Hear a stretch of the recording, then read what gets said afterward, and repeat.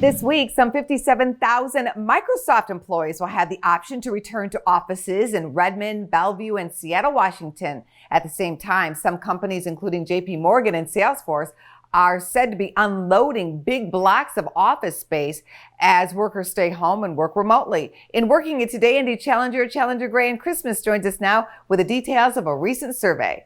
Yeah, we've been continuing to take surveys from HR leaders throughout the pandemic crisis to ask them about how they're planning to bring people back to the office. I think one thing that's become very clear is that while many people anticipated a moment when they'd be back to the office completely maskless and things would be back to normal, that's clearly not going to be really the case. 100% of the companies we surveyed in our most recent survey said they still anticipate mask wearing once offices do begin to open.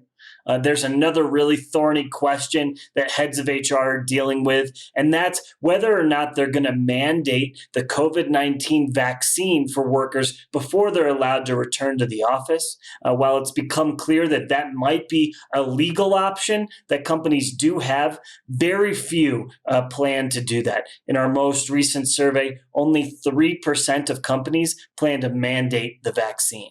What about the question, should people continue to work remotely even after the pandemic?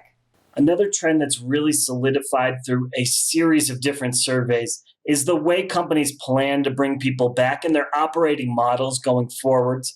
More than 50% of companies intend to have a hybrid model where their employees are allowed to work remotely a couple days a week, but they're still expected to come into the office on certain days for certain meetings. That will put a hamper in the plans of many Americans that have anticipated working remotely on an ongoing permanent basis. Only about 5% of companies that we surveyed plan to stay entirely remote, while another about 6.5% plan to go back to entirely pre-pandemic work models. Well, thanks as always, Andy.